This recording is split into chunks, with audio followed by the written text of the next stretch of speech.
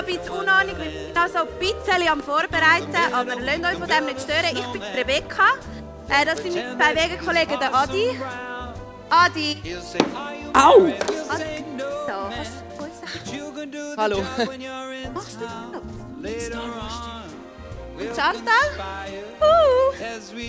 Und das ist ihre Freundin Sandra, genau. Eine Kollegin von mir, Nina, sollte noch kommen. Ich vermute, sie hat einfach noch ein bisschen Verspätung. Aber lasst euch nicht ablenken, geniessen es. Mega schön sind ihr da. Wir tun noch so ein bisschen vorbereiten und ihr könnt euch schon voll auf die Weihnachtsfeier freuen.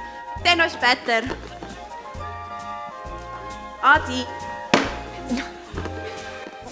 Kleid, ja, mega passend. Gell, danke. Wow. Ich habe so einen mega coolen Weihnachtsladen gekauft, wo alles mega schön dekoriert ist. Und schau mal, das Beste hast du noch gar nicht gesehen. Schau dir das mal an. Das übertrumpft alles. Tada! Wow, okay, das ist wirklich zu viel. So gut. Hey Rebi, ich glaube, der Adi fackelt gerade die Küche ab, wenn er so weitermacht.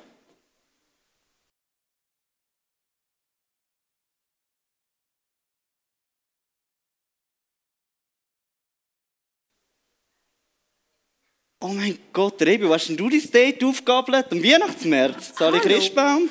Sandro, das ist im Fall Nina. Sie ist eine gute Freundin von mir. Also bitte. Mir So egal. ernst. Er meint es nicht so bitte. Es sieht wirklich gut aus. Danke. Genau. Nein, auf jeden Fall, das war mega schön. Es ist ein mega cooler Laden mit so Licht.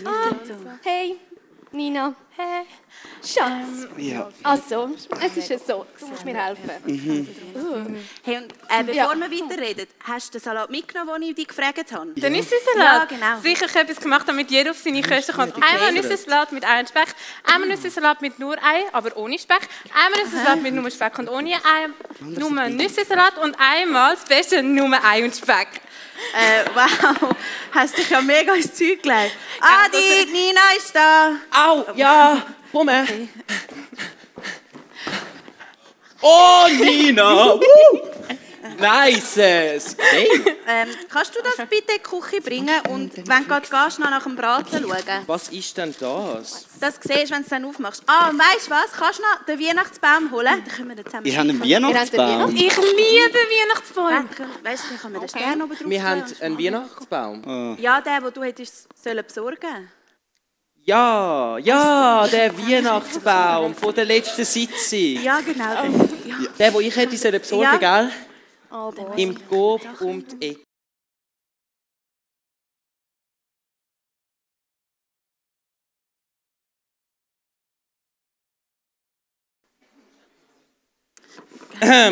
Also Leute, ihr werdet es mir nicht glauben, aber es war ein bisschen wie in einem Actionfilm. Ja. Ich habe den Baum so heimgebracht, gell? Und dann ist plötzlich so ein Mann gekommen, so «Hände hoch!» Hat so eine Armbrust für ihn genommen. Und ich so «Oh mein Gott, nein! Das ist für meine Wege!» Und er so «Piu, piu, piu!» Adi, Und ich dann so Adi, so einen Scheiß. Nein, Du hast echt. einfach wieder eines mehr vergessen. Es ist so typisch für dich. «Ohne Witz!» Ich habe den Karate-Kurs im Fall mal Ja, gemacht. nein, woher bekomme ich jetzt muss ich einen Weihnachtsbaum organisieren? Wo komme ich jetzt den über? Zalando. Oh, come on. Was Zalando. jetzt eigentlich sie wieder so geschissen? Schatz, du hast versprochen. Nein, echt, wir hätten gerade sogar einen Kaktus da tun und schmücken. Wäre der gleiche Effekt. Echt, ihr Weiber mit euren Scheißproblemen immer an Weihnachten. Also ich finde, Was du findest, interessiert niemand. dass du recht Es hast. interessiert mich mega, was du findest. Ich finde, dass ein Weihnachtsbaum so oder so überbewertet ist. Außerdem habe ich letztes Jahr Doku gesehen, wo ich gesehen habe, dass skandinavische Wälder darunter leiden, dass wir so viele Weihnachtsbäume brauchen. Und vergessen tue ich also wirklich nicht alles. Es geht. Nein, also... Hey Leute, schmeckt ihr das auch? Was ist das? Nein, ich habe keine Ahnung, was das ist. Ja, jetzt beruhig dich. Was ist für... Adi, Was wann ist hättest du für... sollen den Braten rausnehmen? Die 21 In Minuten... 12.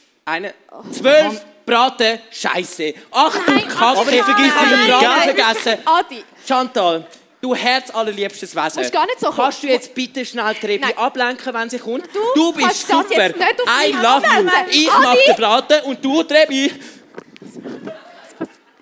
du machst es jetzt ab. Los.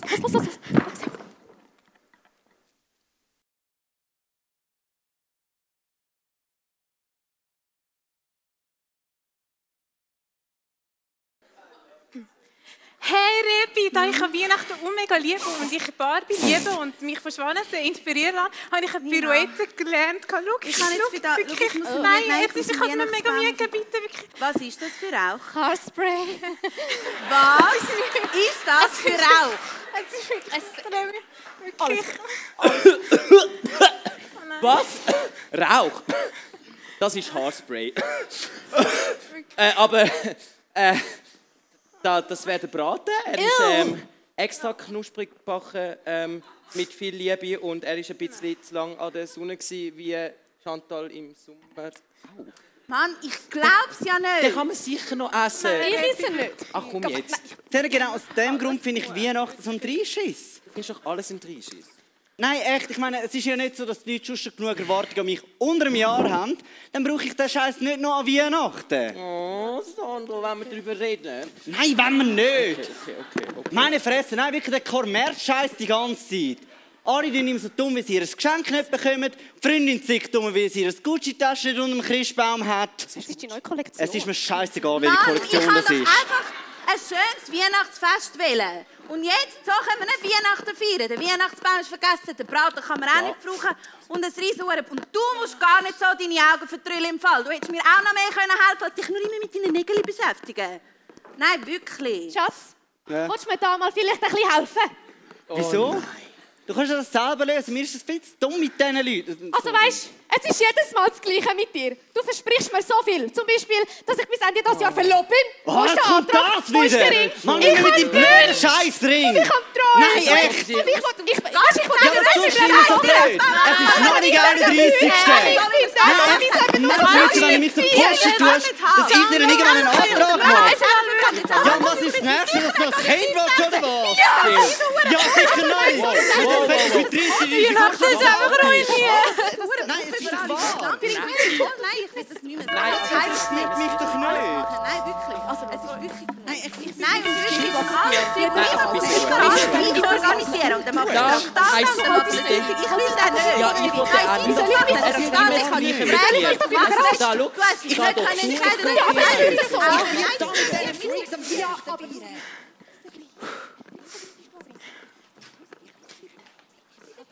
Grüezi, wer sind denn Sie?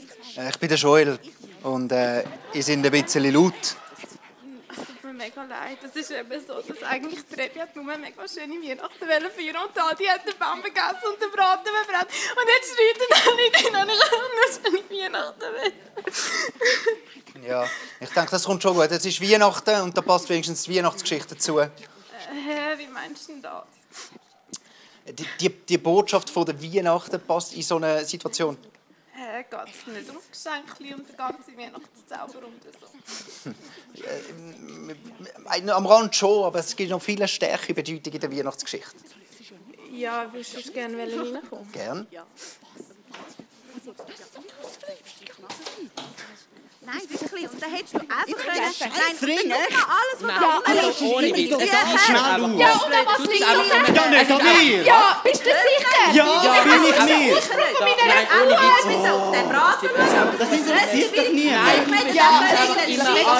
Das ist mein Freund. Bei Weihnachten haben wir ja sehr oft das Gefühl, das muss doch ein Fest sein, das sehr harmonisch ist, oder? Und das ist es nicht immer. Ich weiss, vielleicht kennen ihr das, Weihnachtsfeier kann richtig anstrengend sein. Zum Teil ist es vielleicht bei dir genau so, vielleicht sogar noch ein bisschen schlimmer. Man streitet, man wird laut und amigs fast noch schlimmer ist, wenn man nicht streitet, aber alle merken, irgendetwas stimmt nicht. Die Spannungen sind rum, man vertreibt sich eigentlich nicht und man duldet es, aber genau in das hinein passt eigentlich die Weihnachtsgeschichte. Wenn man genau schaut, Jesus ist genau in dem Moment gekommen, wo Gott gefunden hat, jetzt ist der Zeitpunkt perfekt. Und der Zeitpunkt war perfekt an einem Ort, Gott hat schon seit Jahrhunderten nichts mehr gesagt. Stille gewesen.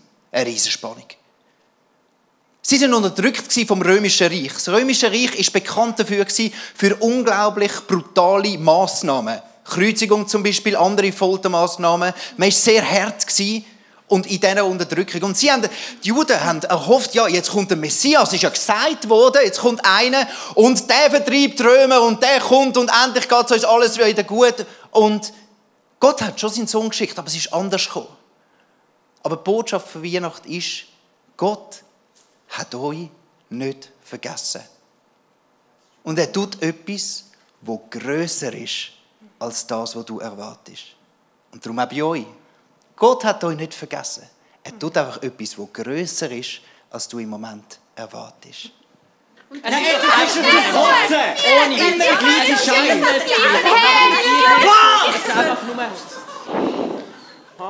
Der Joel ist noch vorbeigekommen und hat uns eigentlich erklären, wieso wir wirklich Weihnachten feiern. Hallo.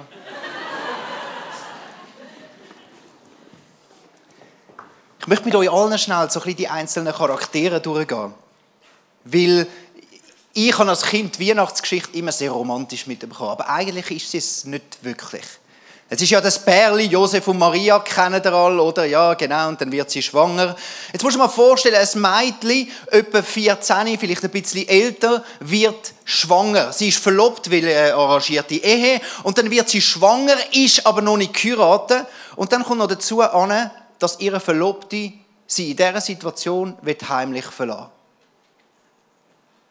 Eine junge Frau, völlig verunsichert, völlig am Anschlag, aber Gott hat sie nicht vergessen. Gott hat einfach mit ihr etwas gemacht, das grösser war als das, was sie erwartet hat. Oder der Josef, vielleicht bist du auch in einer Beziehung. Wie hat er sich gefühlt, wo plötzlich seine Verlobte kommt und sagt, sie sei schwanger? Erstens mal betrogen, was läuft, und dann gleichzeitig noch hat er genau gewusst, wenn das rauskommt, in dieser Kultur, vor der Ehe und sie ist schon schwanger, was sagen die Familien?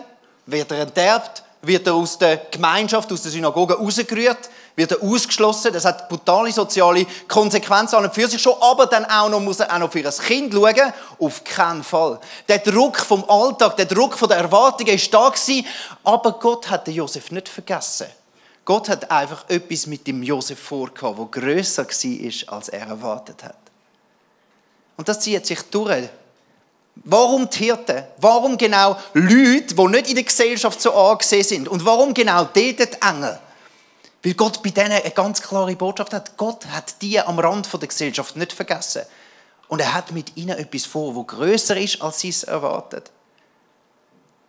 Wir haben immer das Gefühl, weißt, es ist ja ein religiöses Fest, also für die Frommen, für die ist Weihnachten schön. Aber wenn du schaust, die Sterndeuter, oder die heiligen drei Könige, wie man sie zum Teil auch nennt, das ist eine Religion. Die sind von einer anderen Religion, das sind nicht Juden. Und Gott hat sich denen gezeigt, ganz gezielt. Weihnachten, Jesus ist gekommen, nicht für die Frommen, nicht für die schon gläubig und schön und super und alles stimmt im Leben. Jesus ist für die gekommen, die irgendwo auf einer spirituellen Suche sind. Und er hat die nicht vergessen. Und in all diesen Fragen, die sie haben, hat er etwas mit ihnen vor, das grösser ist, als sie es im Moment erwartet. Und dann gibt es aber auch die Geschichte von zwei ganz Frommen. Und zwar der Simeon und die Hannah. Die sind nicht so bekannt. Das sind zwei Leute, unabhängig voneinander. Und genau an dem Tag, wo Jesus, das Baby, mit 8 Tagen beschnitten wurde, ist im Tempel, steht in der Bibel, der Heilige Geist hat sie zufälligerweise in dem Moment auch in den Tempel hineingeführt. Genau an dem Tag. Und sie sind dort und haben geschnallt, wow, unser Messias ist gekommen. Und sie sind fromm und haben seit Jahrzehnten darauf gewartet, wann kommt endlich Gott. Und Gott hat sie nicht vergessen. Gott hat einfach etwas tun, das grösser ist als alles, was sie erwartet hat. Und das, meine Freunde, das ist die Weihnachtsgeschichte. Und darum feiere ich Weihnacht immer wieder mit voller Überzeugung, weil ich weiss, Weihnacht, das bedeutet, dass Gott auf die Welt kommt. Das bedeutet genau das. Gott hat mit meinem Leben, mit mir ganz persönlich, egal wo ich jetzt gerade drin stecke, ich habe viel Druck, ich habe viele Sachen, die noch nicht stimmen, ich habe Spannungen in meinem Leben, ich habe Sachen, die ich durchsehe, Sachen, die ich noch nicht durchsehe, aber egal, Gott hat mich nicht vergessen, mich, Joel Vögeli, und dich hat er, wo du jetzt bist, nicht vergessen. Er hat einfach etwas vor, das grösser ist, als du es im Moment erwartest. Im Epheser 3, Vers 20 steht es genau so. Gott aber kann viel mehr tun, als wir uns jemals von ihm erbitten oder uns auch nur vorstellen können. So groß ist seine Kraft, die in uns wirkt. Und das ist Weihnachten. Und darum ist es mir wichtig, dass wir als 20s und auch du kannst Weihnachten feiern. Weil du feierst nicht die Umstände, sondern du feierst das, dass es etwas Größeres gibt, was Gott tut in deinem Leben. Und das wird er machen. Und das wird er darum auch bei euch machen. Gott hat euch nicht vergessen. Er tut einfach vielleicht etwas, das grösser ist als das, was ihr von ihm erwartet. Dann geht es gar nicht um Geschenke und den ganzen Weihnachtszauber. Aber wenn es nicht um so Zeug geht, dann ist ja Weihnachten doch nicht im Eimer. Also. Ja, stimmt. Hast recht. Vielleicht habe ich es auch einfach zu fest an diesen Sachen aufgehängt. Es tut mir leid, dass ich vorher so ausgeflippt bin. Ja, gut, vielleicht bin ich... Ja, vielleicht habe ich jetzt deine Planung nicht ganz so ernst genommen. Ja, das tut mir auch leid. Ist okay. Oh, es ist schon Spaß, sorry, ich muss gehen. Tut mir leid, ich habe heute Abend noch 20s und wir feiern Weihnachten. Ich muss dort sein. Gut, Tschüss zusammen. Ich noch schnell raus. Ja, gerne. Hey Babe, das tut mir wirklich... Der ganze Druck, das ist einfach für mich... Auf den habe ich ein bisschen überreagiert in der Situation. Ich muss mich auch bei dir entschuldigen. Ich sollte nicht immer so viel Druck aus dich ausüben. Siehst du, schau mal, was das mit mir macht. Es tut mir leid. Wie schön, dass sich alle wieder vertragen. So schön bist du da, Nina. So, liebe Leute, wir sind jung, der Abend ist jung. Hat irgendjemand irgendwelche konstruktive Ideen, was wir jetzt noch machen können? Das Beste ist ja nein, es ist nicht im Eimer, aber ich bin nicht der Held von konstruktiven Ideen, also... Also, ich kann mich ums Essen kümmern, oder? Nina, willst du mir helfen? Pizza. Keine Ahnung, ich überlasse das jetzt mir, okay? Aber ohne Pilz. Ja. Ich nehme keinen Sonderwunsch an. Und ich habe Allergie gegen Nüsse. Ich kann alles Ich gerne. gegen Menschen. Rebi, habt ihr noch irgendwo etwas, wo man den Raum noch dekorieren kann? Ja, ich glaube im Fall im Gang, im Schrank, dort hat's noch, im Kasten hat es noch Deko. Voll. Ja gut, also der einzige Kasten in diesem Raum bin sowieso ich. Oh Gott. Aber ist gut, ich gehe mal schauen. Danke. Wir haben Deko. Ja. Ja, Adi, magst du dich um die Musik kümmern? Dann tue ich da noch schnell ein bisschen aufräumen. Musik? Ist das gut? Musik, das kann ich. Gut. Besser als im Braten. Kochen. Ja. Ist gut, ich räume auf, du okay. für Musik schauen. Ja, Musik, ja.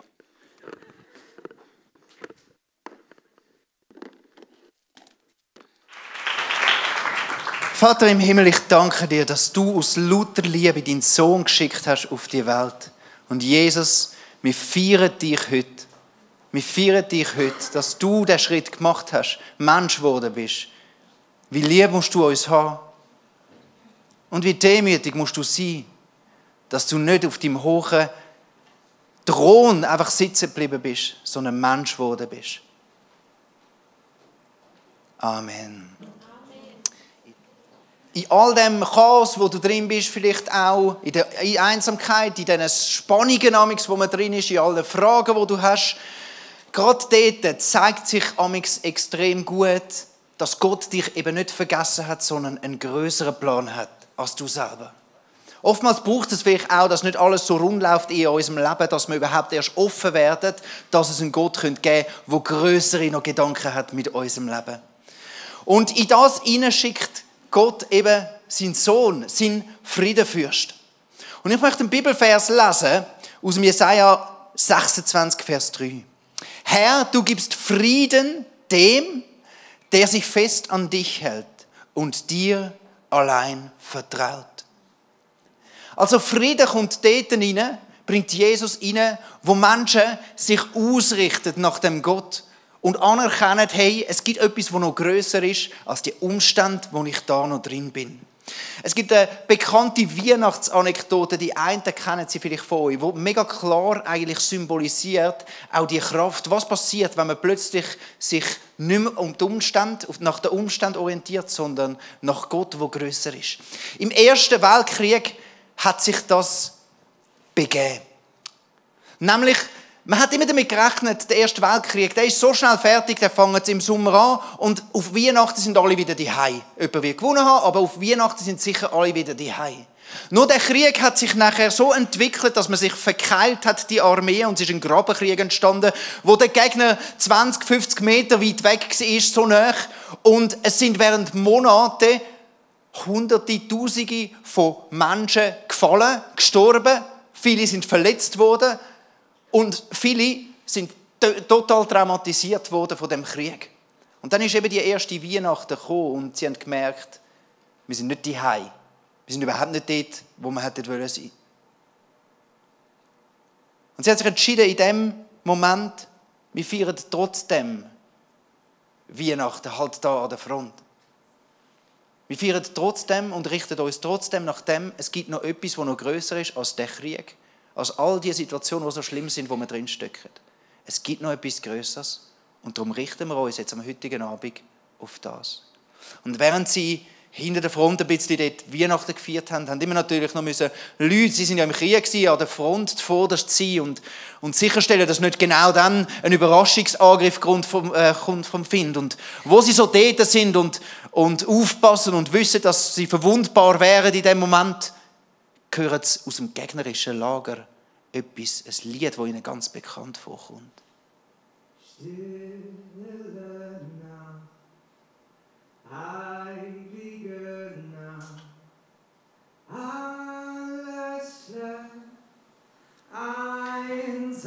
Sie haben realisiert, wie auch der Gegner am Feiern ist, am Weihnachtsfeiern ist. Und sie haben gemerkt, auch, es gibt in all dem drin bei ihnen auch etwas, das noch grösser ist als das, wo sie gerade drin sind. Und an diesem Abend haben sie ihre Waffen auf die Seite getan und alle sind aus den Gräben rausgekommen. Und sie haben sich in der Mitte getroffen und gesagt, auch wenn wir verfindet sind, auch wenn der Hass gross ist, wir richten heute Abend uns nach etwas, das noch grösser ist als das, was wir hier erleben. Und sie haben Weihnachten gefeiert, mitten im Krieg. Und das sagt etwas aus, was passiert mit deinem Leben. Wenn du auf den Gott anfängst zu fokussieren, der grösser ist als alles, was jetzt gerade im Moment in deinen Umständen ist. Und das gilt für dich. Das gilt für deine Tante, die immer so einen Stein macht an Weihnachten. Es gilt für dein Grosse, das langsam nicht mehr alles so richtig weiss und dir schon 3-mal den falschen Namen gesagt hat. Es gilt für deinen Bruder, der mit in einer Scheidung steckt und der nicht mehr weiss, wo hinten und oben und unten ist. Es gilt für deine Schwester, die eifersüchtig ist auf dich und immer nur Sprüche macht.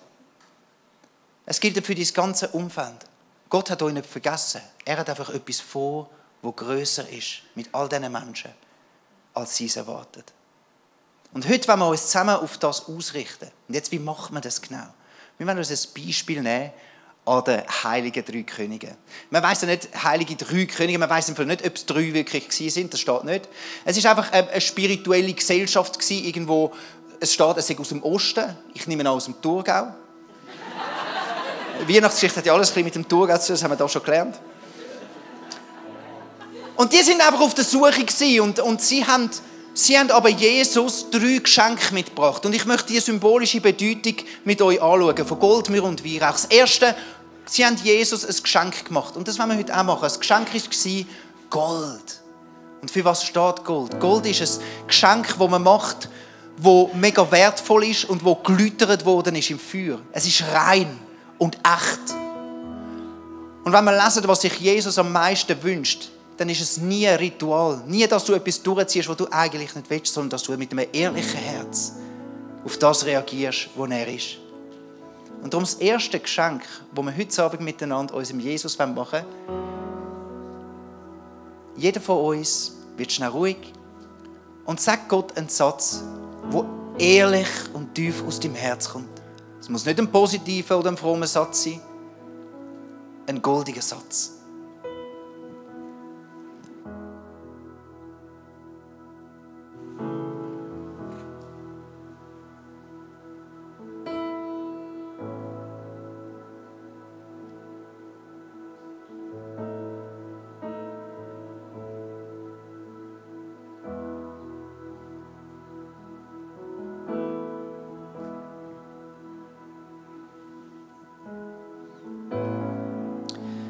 Das zweite Geschenk, das ist ein spezielles Geschenk.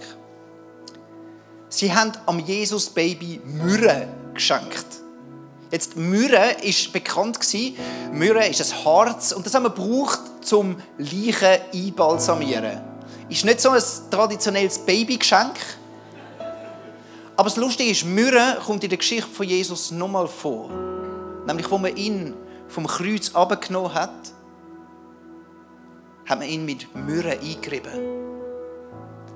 Und die heiligen 3 Könige haben gewusst, dass der Jesus ist nicht einfach der Sohn Gottes, der ein bisschen toll lebt, sondern er ist der, der sein Leben gibt. Und sie haben Jesus, das Baby, schon behandelt. Das ist der Retter, das ist der Messias.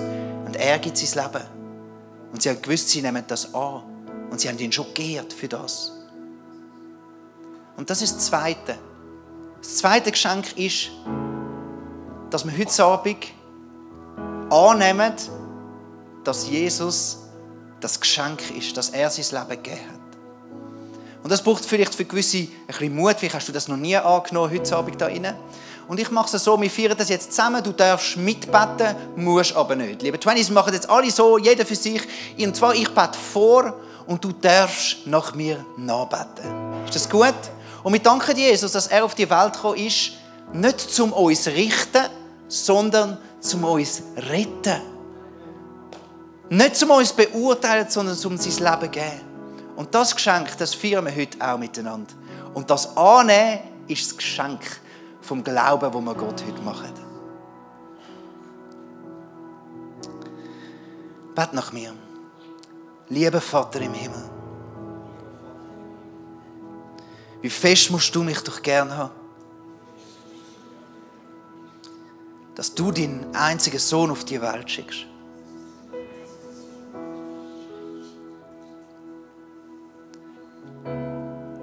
Jesus, du bist für mich auf die Welt gekommen. Und hast gelebt ohne Fehl und Tadel.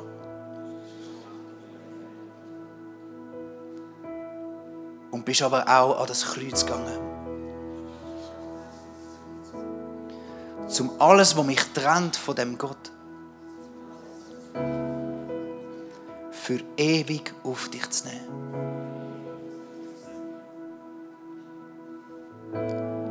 Und das Geschenk von deiner Gnade, das nehme ich heute einmal mehr dankbar an.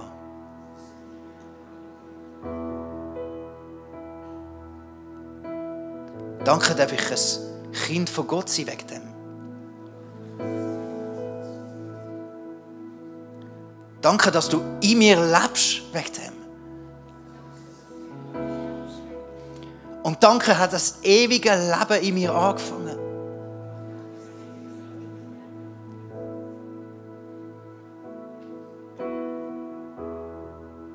Du bist mein Retter, Jesus. Amen.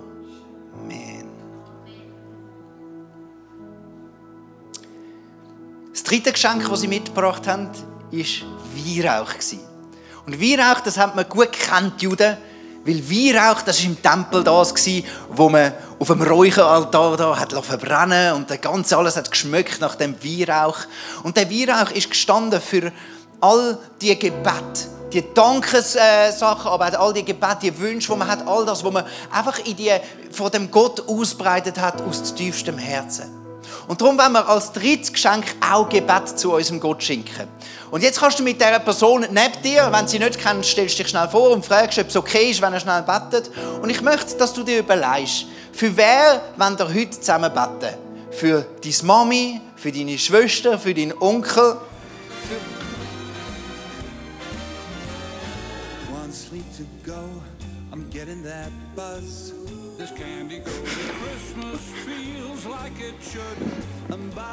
Hey, das war doch jetzt ein mega schönes Weihnachtsfest, oder? Mhm.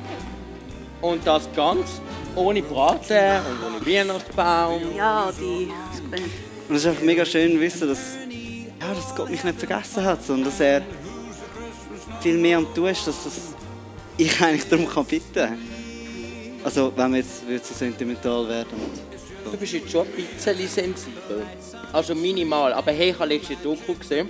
dort geht es darum, dass wenn Männer lernen, über ihre Gefühle zu reden, dass das mega gut für die Psyche ist. Und darum kann ich das nur befürworten, dass du... Ich habe erst gerade eine Serie gesehen, How to Get Away with a Murder. Kennst du die? Ah, ja, Jungs. Das heile jetzt. Hat jetzt das mit dem zu tun?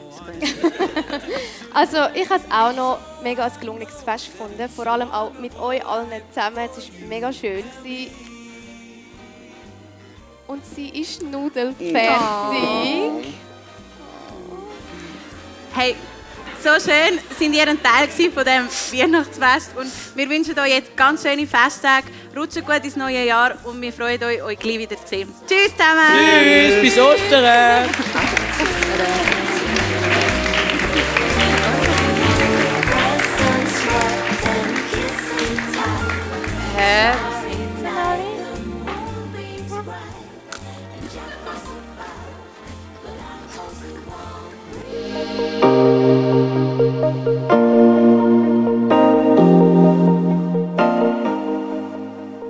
Wenn Gott durch so Messages zu dir redet, ist das mega kostbar. Darum nimm den Schatz unbedingt mit in deinen Alltag. Vielleicht machst du gerade noch eine Notiz zu diesem Thema oder redest mit Jesus in einem Gebet noch selber drüber. Es ist unsere Leidenschaft als ICF 20s, junge Menschen zu begleiten auf ihrem Weg mit Gott und sie dabei zu unterstützen. Hey, und wenn du den ICF 20s besser kennenlernen willst, dann komm doch vorbei. Wir treffen uns jeden Freitagabend in der Samsung Hall in Stettbach. Du findest uns natürlich auch online, auf Social Media wie Instagram, Facebook und Snapchat. Dort kannst du dich informieren über Smart Groups, Camps oder was sonst noch so läuft bei uns in der Kirche. Danke fürs Hineinklicken. Bis zum nächsten Mal.